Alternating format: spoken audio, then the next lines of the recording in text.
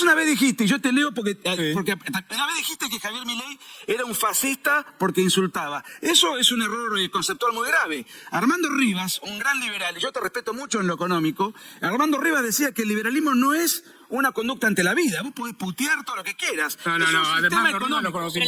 Perdón, es un sistema político. No vine acá a escuchar tampoco 3 horas. La difamación es un delito. ¿Cómo? La difamación es Ya tuvo bastante, ya tuvo su tiempo. Perdón, Roberto, tenés Si no razón. me voy. No, Roberto, por favor. Bueno, él lleva seguido los programas. Sí, obvio. Nadie se va a ir a ningún lado porque no va a hacer falta. Roberto, gracias por venir.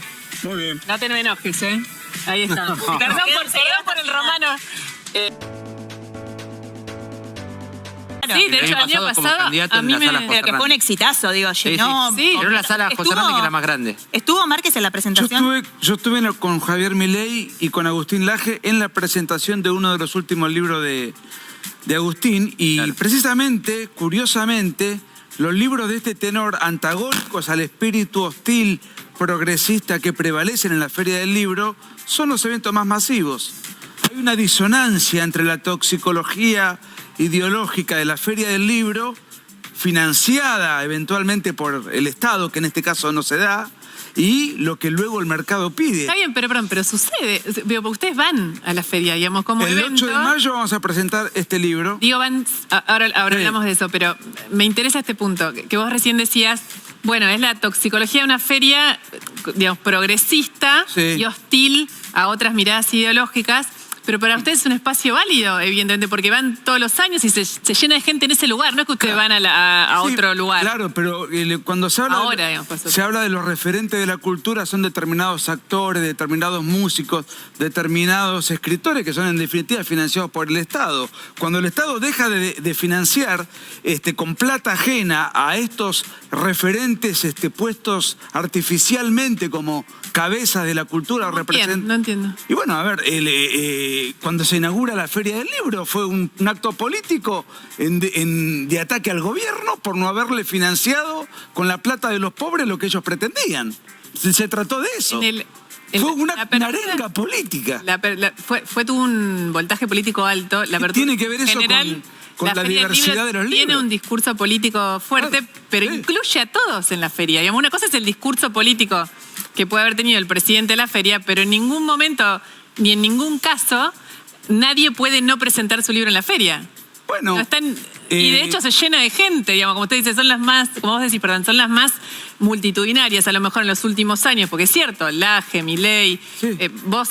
Yo presenté con el libro negro de la Nueva Izquierda también en su momento, fue el evento más exitoso el tuyo. En la Feria del Libro con Agustín. Con Agustín, sí. Nicolás, ¿por qué existiendo esta animosidad o esta hostilidad o esta toxicología, como definís vos, en la Feria del Libro, elegís ese espacio para presentar tu último libro? Bueno, la editorial contrató el salón y nos fue concedido, pero de todas maneras siempre hay toda una atmósfera hostil, una resistencia, una desconfianza. Pero en definitiva, a partir de ahora, a partir de que el Estado retira los fondos para financiar a los referentes de la cultura en cualquiera de las manifestaciones, vamos a ver si en el mercado son tan exitosos los personeros y referentes de la cultura. ¿Pero cuál es el ahora problema? vamos a competir de igual a igual. Pero, me interesa esto. Digamos, ¿cuál es el problema de que los libros se miden por cuántos libros se venden, si son buenos o malos? Bueno, lo decide la gente. Digamos... Pero la categoría o el éxito, la palabra éxito que usás para un libro. Sí. Bueno, porque hay grandes libros en la historia. ¿Cómo? Hay grandes libros, hitos culturales de la historia, que hay un montón de gente que no leyó. Digamos, ¿no? Bueno, hay dos datos. Hay un dato subjetivo. Si el libro es bueno o malo, eso ya es opinable. Si un libro es exitoso o no, ya no es opinable. Porque ahí ya están los números en los rankings de ventas. Nicolás, metámonos un poquito con la propuesta, con este libro que vos traés esta vez a la Feria del Libro. Ahí creo que levantás una baldosa y sale un libro sobre Milei. Sí. ¿Por qué habría que leer el tuyo? ¿Perdón? ¿Por qué habría que leer el tuyo? El que escribieron ustedes. Este libro lo escribí con Marcelo Duclos, es un gran amigo y hemos repartido los roles. En mi caso personal hay un reportaje extenso que le hice al presidente y todo toda una introducción historiográfica de los últimos 50 años que van desde la guerra antisubversiva que ganaron los militares hasta el desbarajuste brutal del gobierno de Alberto Fernández. Toda esa introducción y la aparición de Milei en un contexto de una Argentina caótica. ¿Por qué aparece Milei? ¿Por qué irrumpe? ¿Por qué impacta? ¿Por qué una ideología que siempre perteneció a ambientes exclusivos se encarna en una persona que se torna tremendamente popular y que le disputa a los sectores vulnerables el voto al peronismo? Sí. Bueno, todo eso está trabajado en la parte que yo escribo. Y la parte que escribe Marcelo Duclos es la parte bibliográfica, el alimento intelectual que tiene Javier Milei, que es precisamente un presidente, creemos, muy previsible. Él dijo siempre más o menos hacia dónde quería ir y, a pesar de las limitaciones políticas que muchas veces tiene, está tratando de ir hacia ese lugar. El otro día Máximo Kirchner decía, no comparto nada, pero está haciendo lo que prometió. Ya eso es revolucionario en Argentina. Que un político haga lo que, o sea, cumpla con lo que dijo. Vos podés no coincidir con él, pero que está llevando adelante el grueso de aquello que se comprometió a hacer con las limitaciones políticas que tiene, porque las tiene, porque no tiene un Congreso favorable, está haciendo todo lo posible para ir digamos, al rumbo que él prometió. Alguien puede decir, no coincido con Milei, y es válido. Lo que es difícil decir es, nos estafó. Eso en las encuestas es uno de los valores que él mantiene, que es esto de sostener verdad, pero no todo el mundo necesariamente piensa lo mismo. Lo quería sumar a Kachanowski a la conversación para preguntarte en términos de economía. ¿Vos sentís que esto es así? ¿Que él está haciendo en todos los sentidos lo que prometió en campaña? Voy a tener que disentir con... No importa, pero... El querido amigo... Son dos personas lo conozco, le daba... Uno de los primeros a quien ayudé fue a Nicolás, ¿no es cierto? Es cierto, hace 20 años. ¿En serio? 20 años atrás o cosa por eso. Sí, señor. Milei dijo que antes de subir un impuesto se cortaba un brazo. Lo primero que hizo cuando llegó fue subir el impuesto país del 7,5 al 17,5. Hoy es el segundo impuesto que más aporta al Tesoro. Quiso subir el impuesto a las ganancias, no funcionó, ahora sí. Quiso subir los derechos de exportación, eso ahí rebotó. Te suben todo el tiempo el impuesto a los combustibles. Y detrás de cada aumento de las tarifas de los servicios públicos hay un impuestazo, pues están todos colgados detrás de eso. De manera que yo diría, ahí no cumplió. Él dijo que tenía en el celular el visto bueno de un gran fondo de inversión que le daba 10.000 millones de dólares para dolarizar. ¿Dónde está? Dijo que con lo que había en el activo del Banco Central, él cancelaba todos los pasivos remunerados del Banco Central. ¿Dónde están? Y puedo seguir con el listado. De manera que... ¿Y esto por qué crees que está pasando eso? También, perdón, ¿no? Pero también puede ser que falte tiempo, porque él dijo que pero no dijo en cuánto. Una cosa es que vos me digas, falta tiempo para que bajen los impuestos. Otra cosa es que sigue siendo desimpuestos. Son dos cosas totalmente distintas. No es lo mismo. No, en eso tiene razón. Estaba pensando en la parte de la dolarización. No, la dolarización... Del cepo y demás. No, la dolarización, con el tema de la inflación sí cumplió. La dolarización, él dijo, no una, muchas veces que él tenía los dólares y dijo, es más, después dijo en un programa con Eduardo Feynman en radio, ya me vienen a ver los fondos de inversión para ofrecerme plata. Me parece que la gente tiene memoria frágil acá. Entonces, bueno, claro, ¿viste? No te lo tomes a mal, no es nada personal. Pero la realidad es que dijo una cosa y hace la otra. ¿Pero y por qué? No tengo que ¿Por claro, qué? Bueno, ahí habría que preguntarle a él. Él me llamaba los sábados a la tarde a mi casa y teníamos largas charlas, ¿sí? Sí. Entonces te voy a decir, ¿por qué? Yo creo que él no, no quiso aceptar que lo que él estaba proponiendo no lo podía llevar a la práctica. Y no era un tema de herejía, dolarizar o no dolarizar. Es un debate largo que no es una cuestión de liberalismo o no liberalismo, es una cuestión técnica. ¿Podés, no podés? Te gusta, pero no podés, no podés. También es cierto que las campañas son como una suerte de vorágine en la que los candidatos centran y es difícil cuando una cosa prende, como fue el tema de la movilización, porque me acuerdo que en esas movilizaciones que él hacía por el conurbano, por el interior del país, la gente iba con los dólares, Marra firmaba autógrafos en dólares, digo, la dolarización apareció como una consigna de campaña. Era difícil también después bajar de ahí, ¿no?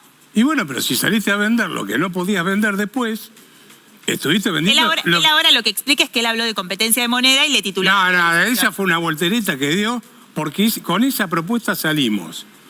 Carlos Melconian y yo por mi lado diciendo, como no se puede dolarizar, y te voy a decir más, año 2018, año 2019, en UCEMA con Jorge Ávila y Alejandro Estrada hicimos 2 debates, yo no sé si vos fuiste a esos debates, en UCEMA, y se debatió en el auditorio si se podía dolarizar o no, y yo estaba a favor de la dolarización.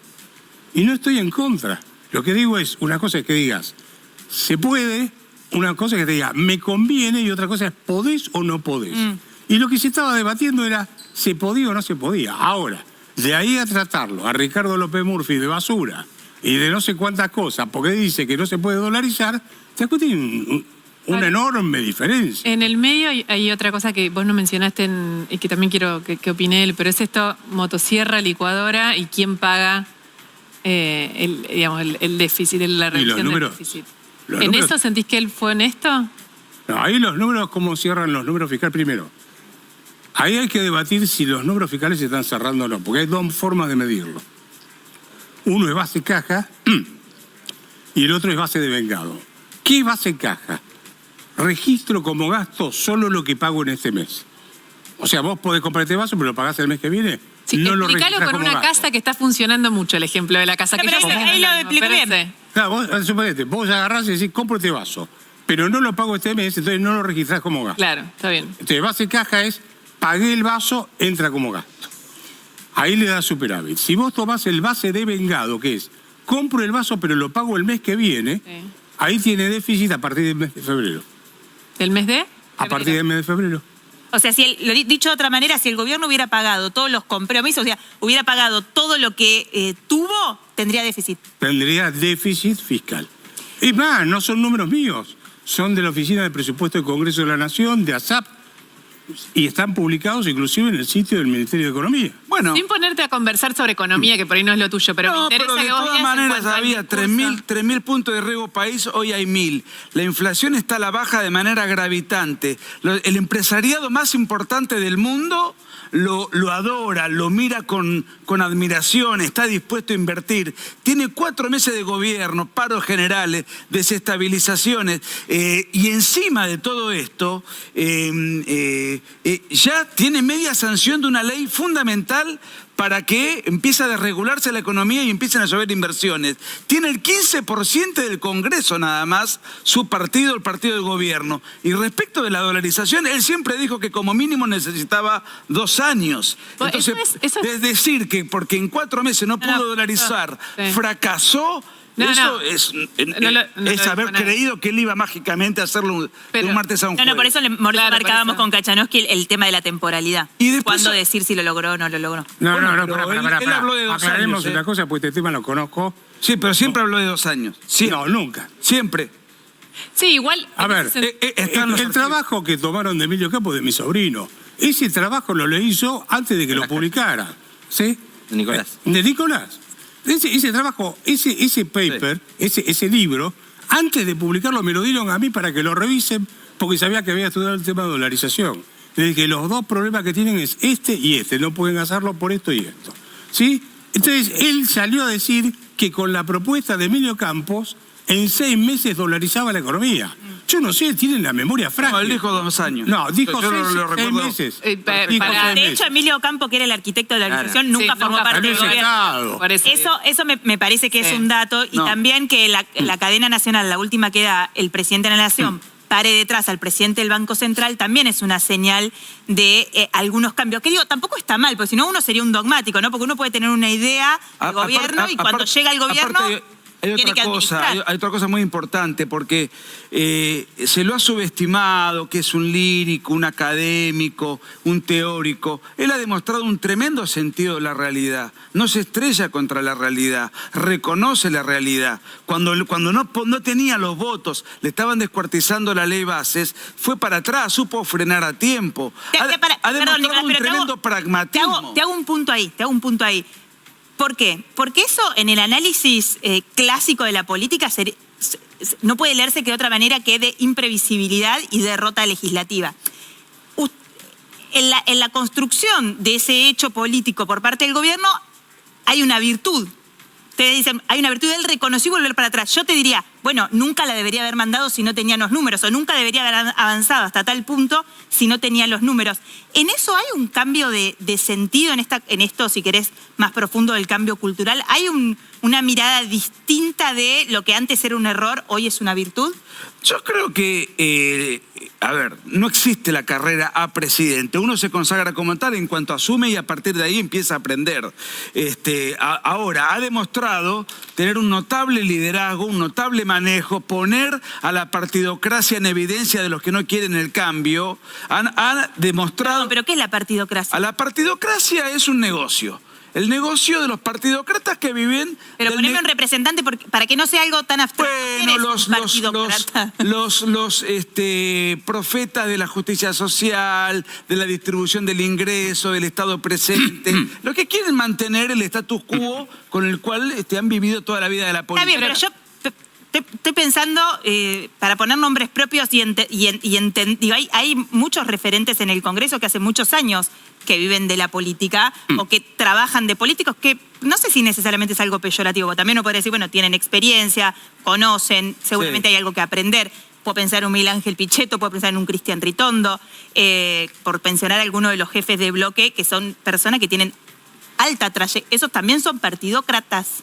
Bueno, si los que ya fracasaron con esas ideas quieren persistir con esas ideas y no tienen un mínimo gesto de grandeza o de mea culpa y de apoyar a un gobierno que prometió un cambio, que la mayoría votó ese cambio, que está promoviendo políticas en función de ese cambio, sino que quieren persistir en el sistema decadente, esos son partidócratas. ¿Vos creés que... Basta, llámenle como quieran. ¿Vos creés que el PRO entonces es parte de la partidocracia, pero que entendió que tiene que apoyar a Milei? En el PRO hay de todo un poco. ¿Qué crees en todos los sectores hay gente que dice, bueno, ya nos tocó, ya hicimos lo que teníamos que hacer, fracasamos. Ahora...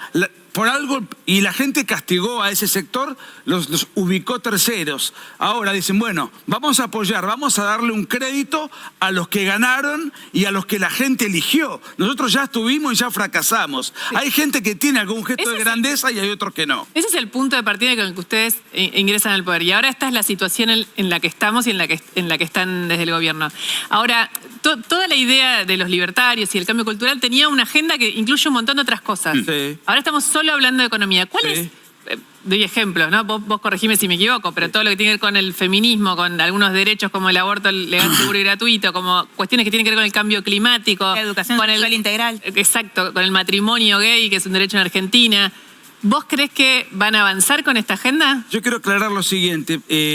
Mi amigo, colega que hicimos el libro, Marcelo Duclos, que escribió la parte económica, es un libertario. Yo soy una persona de derecha. O sea, tenemos muchas coincidencias y hay puntos en los cuales no. Ahora, el espectro del gobierno tiene también diferentes vertientes, más conservadores, más libertarios, etc. Ahora, en la batalla cultural, sacándonos del plano económico, destruyó el Ministerio Inservible de la Mujer, Género y Diversidad, sacó la Policía del Pensamiento, que es el INADI, financió el Inca, que es otra vez otro kiosco para los referentes de la cultura.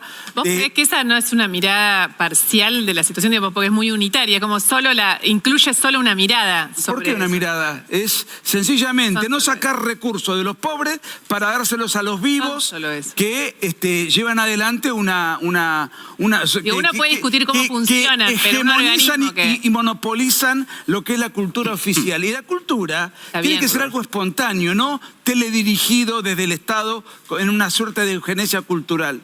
¿Cachanowski? Sí. Yo sería tan cauto en esto de los cambios. Yo me acuerdo cuando Alfonsín ganó las elecciones, se hablaba del tercer movimiento histórico. Es más, por radio, Casella dijo, por un prurito constitucional no podemos permitirnos perder una reelección de Alfonsín, que en ese momento no había reelección. Menem después vino y del populismo de la campaña pasó al capitalismo, por hablar de alguna forma, ganó las elecciones de medio término con la fusta bajo el brazo, afanó como Y después tuvo que terminar conchavado en el Congreso, en el Senado de la Nación, porque nunca más pudo aparecer. Los mismos que votaron,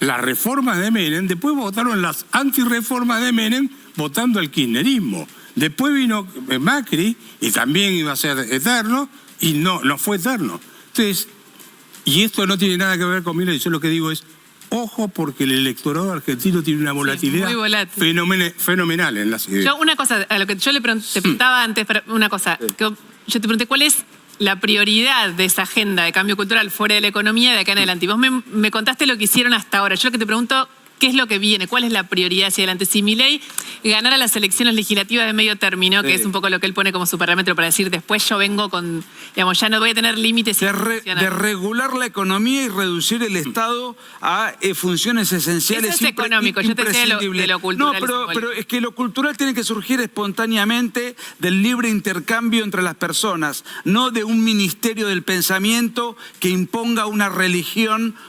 sociológica en donde todos tenemos que pensar de una manera determinada y si no lo haces tenés al INADI detrás que te está prejudicializando por disentir. Y no es un problema, no sé si es problema la palabra, porque no está el INADI, pero tenés una catarata de trolls que si vos decís algo que no está en esa línea, también se convierte en insoportable, que uno tampoco tiene claro cuándo esa hostilidad pasa de la virtualidad a la vida real. ¿Eso no es un problema? ¿Por qué? ¿Que la gente se exprese en las redes de internet con entera libertad? No, bueno, ¿O acaso hay que armar un ministerio para que regule las redes sociales? No hablo de la regulación, digo que a veces, porque de hecho el INADI tampoco regulaba tanto, ¿no? No, perseguía el INADI, perseguía. Sí, perseguía, prejudicializaba. ¿Pero conoces a alguien que no haya podido decir lo que pensaba? Sí, por supuesto, y que han tenido que, por ejemplo, hacer probation dentro del INADI. Ah, bueno, por eso. O sea, nos pasó a nosotros había había un condicionamiento que autocensuraba el pensamiento y eso ya no existe más. Un ataque el Ministerio público en del redes. Feminismo, la Mujer y Diversidad. ¿Vos estás de acuerdo con los ataques públicos en redes? Pero qué buena noticia. ¿Qué ataque de quién? No, que sea. Miles, ahí anónimos. Bueno, a mí también me dicen cualquier barbaridad. Pero ¿te parece que está bien? Pero es que, a ver, la persona que se ofende porque te atacan en redes, que vaya al psicólogo, o que no se metan a redes sociales. Es el libre juego de las multitudes que se conectan en las redes sociales. No, la ministra de Seguridad ha detenido gente por amenazas en redes sociales. ¿Cómo? La ministra de Seguridad ha detenido gente por amenazas en las redes sociales. La amenaza es un delito. O sea, eso es una tipificación penal. Okay. Pero que después que la gente se exprese, incluso de una manera desaforada, es el libre juego de la gente expresándose a través de herramientas digitales. Discúlpame, pero Javier lo que ha dicho siempre fue insultar al otro es libertad de expresión. Por supuesto. No, y no es libertad de expresión. Sí. No, estás equivocado. No te equivocas. Vos una vez dijiste, y yo te leo porque una vez dijiste que Javier Milei era un fascista porque insultaba. Eso es un error conceptual muy grave. Armando Rivas, un gran liberal, y yo te respeto mucho en lo económico, Armando Rivas decía que el liberalismo no es una conducta ante la vida. Vos podés putear todo lo que quieras. No, además Rivas lo conocí mucho más. Perdón, es un sistema político. Porque no vine acá económico. a escuchar tampoco 3 horas. La difamación es un delito también. ¿Cómo? Que la difamación es la insulto no es una ya difamación. tuvo bastante, ya tuvo su tiempo. Perdón, Roberto, tenés razón. Si no me voy. No, Roberto, por favor. Bueno, él lleva seguido los programas de televisión. Sí, obvio. Nadie se va a ir a ningún lado porque no va a hacer falta. Lo que nos tenemos que decir es ir a la pausa del pacto, sí. Es una imitación, una especie de pacto de la Moncloa. Pero el pacto de la Moncloa incluyó a todos. Claro. Incluso a los comunistas, a los socialistas, a los franquistas, a los centristas. Fue un trabajo de Adolfo Suárez fenomenal. Y es más, él se tenía que juntar con Carrillo a oscuras en la noche, porque todavía estaban los militares. Franco había muerto hacía muy poco. Y los golpes de Estado eran posibles todavía. Y él tuvo que lograr juntar a todos, y están las fotos. Sí, pero ahí hubo un pacto, había una conversación sobre. Claro, pero ahí hubo. En realidad se habla del pacto de las Moncloa, y no es el pacto, son varios pactos. Claro, bueno. El primero es el acuerdo de precio y salario, que no tiene ninguna importancia. Sí. No. Lo importante son los acuerdos políticos de largo plazo que se firman en los siguientes días en los pactos de la Moncloa, ¿no? Márquez, ¿hay espacio para un gran acuerdo en la Argentina o eso sería entregar las banderas de la libertad avanza? Entre otras de las cosas que Milei está cumpliendo, es que él siempre dijo que no iba a cerrar la grieta, sino que la iba a profundizar. Lo dijo siempre. Pero los acuerdos, entonces, bueno, pero con los elementos perniciosos que ya nos han sumido en la pobreza, no hay mucho que acordar, hay que combatirlos. Y bueno, entonces, pero después necesita los votos en el Congreso. Bueno, por eso hay que pactar con aquellos que tengan buena voluntad, que se hagan cargo de los errores que cometieron y estén dispuestos a rectificarlos. Entonces, con eso sí se puede pactar. Con los que quieren persistir en el error, y bueno, a esos hay que combatirlos duramente, en lo cultural y en lo político. El Luna Park, lo va a presentar ahí el libro. Nos preguntamos quién 22 paga de mayo. la Feria del Libro. ¿Quién lo paga en la Feria del Libro? ¿La editorial? No. La feria tampoco. No estaba claro quién iba a pagar eso. ¿Quién va a pagar el Luna Park? ¿La editorial? No. O sea, Planeta no lo paga. Planeta no lo paga. Se va a cobrar entrada. ¿A dónde? Bueno, ¿Al Luna como Park? era Va a antes. cobrar entrada. Milei hacía eso en el Luna Me Park. dijeron que no. Sí, además me ¿Estás dijeron que segurísimo? sí. Me dijeron que sí. Bueno, ahí está. ¿Cómo será el dijeron que se va a financiamiento? cobrar entrada. Si pedían No le entrada pregunto. gratis para la Feria del Libro, ¿cómo van a cobrar en el Luna Park? En el Luna Park pero tienen que pagar el Luna Park. Ahí está. Pero- Esa era la... Bueno, pero pará, es un dato. Bueno, pero lo pagará el consumidor si es que decide asistir. ¿Pero por qué entonces pedían gratis para la Feria del Libro? Pero Ahí la quiere que lo feria, pague la feria. la feria del libro, que vaya el presidente, es un honor. Ahora, el maltrato que recibió porque no le dio el desembolso a costa del trabajo de los demás que pretendía el presidente de la Feria del Libro. Y bueno, Pero tomamos ese dato, lo vamos a chequear porque es muy importante. Sí, ¿Le cobran a usted para presentar la revolución? ¿Cómo? No. ¿Le cobran para presentar el suyo o no? El No, salón la gente sí. puede, El no, pero salón la sí. gente puede ir, puede ir Por con la supuesto. entrada, Puede pagar la entrada de la feria, ahí está. Bueno, Ahí 8 está. de mayo. 8 de mayo 2030. Roberto, gracias por venir. Muy bien. No te me enojes, ¿eh? Ahí está. Se quedó perdón por hasta el el final. romano. Gracias por venir y gracias a usted por estar ahí.